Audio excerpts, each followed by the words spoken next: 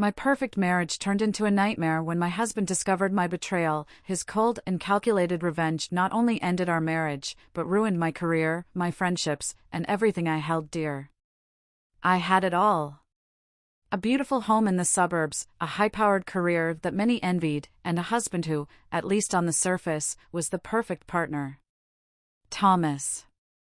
He was everything I could have asked for: successful, charming, kind, and most importantly, he loved me. Or so I thought. But the truth is, I had always taken it for granted. I had become complacent in my marriage, and I never imagined that one decision, one lapse in judgment, would tear everything apart.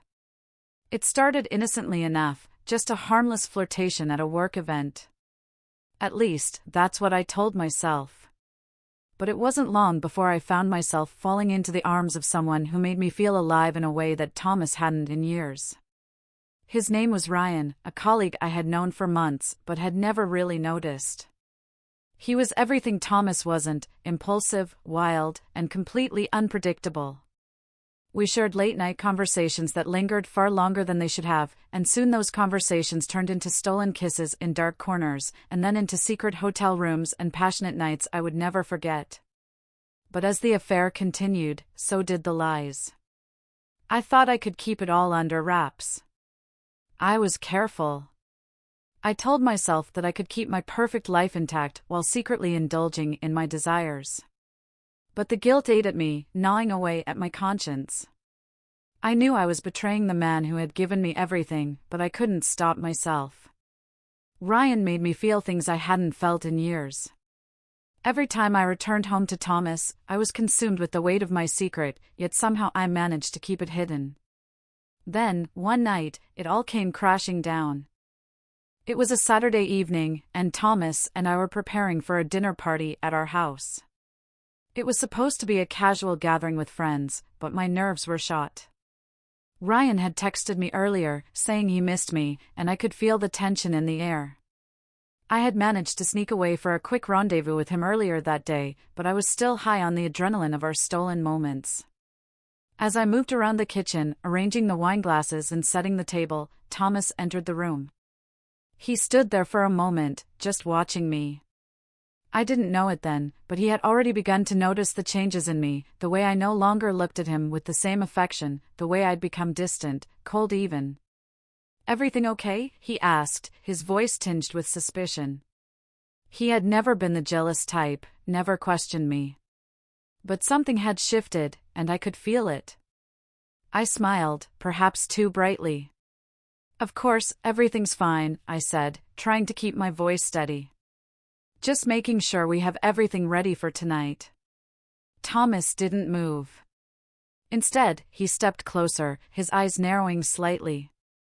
"Are you sure? You've been different lately." I felt a cold chill run through me. "Different? How?" I asked, my heart pounding in my chest. "You've been distracted," he said, his voice quiet but intense. "Like you're not really here with me.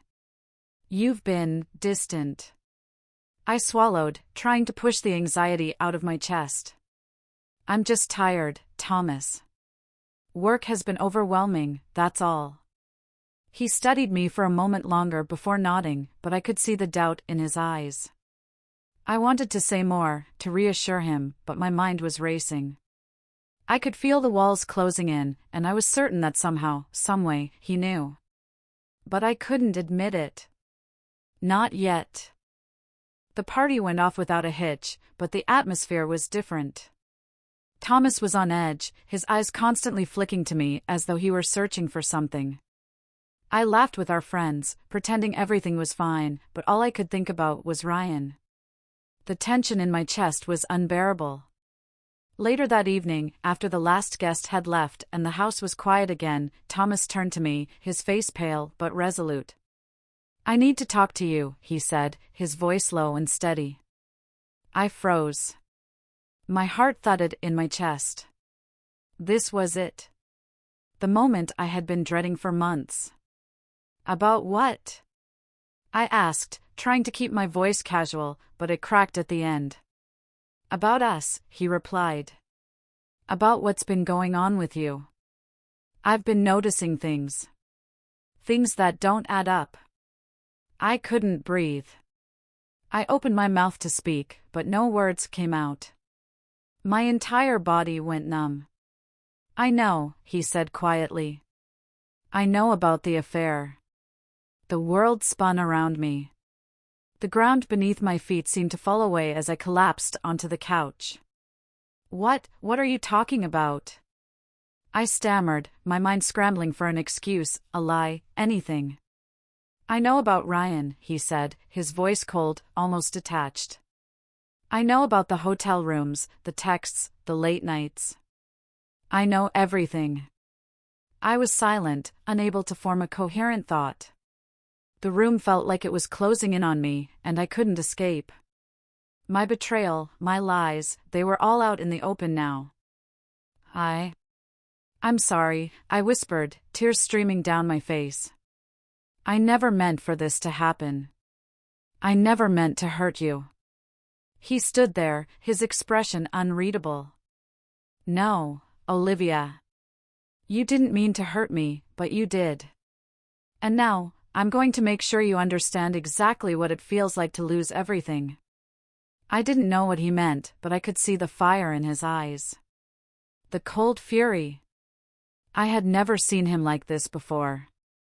Over the next few weeks, Thomas's revenge began. It wasn't a single act of rage or violence. No, his revenge was much colder, more calculated. It was the way he dismantled my life piece by piece. First, he went after my career. I had worked so hard to get to the top, and Thomas knew that. He knew that the one thing I valued more than anything else was my position at the law firm. But he didn't just go after my career, he destroyed it. He found out about the affair and leaked it to my boss. The scandal spread like wildfire, and soon, everyone in the firm knew. I was called into a meeting and fired on the spot. The humiliation was unbearable. I had worked for years to get where I was, and now it was all gone. Next, he turned his attention to my friendships. The people I had once trusted, the ones I had shared my life with, were all turned against me. Thomas had contacted them, told them everything, and in the blink of an eye, I lost them all. My phone stopped ringing. Invitations to dinners and parties stopped coming. I was completely alone.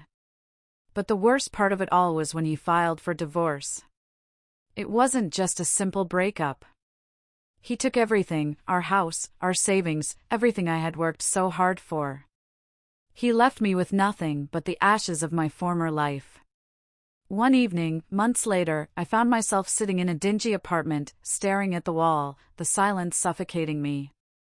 I had lost everything. My career. My friends. My husband. I was a shell of the woman I had once been. The woman who had thought she could have it all. But now, all I had was regret. And it was all my fault. Thomas had gotten his revenge. Cold, calculated, and relentless. And I had no one to blame but myself.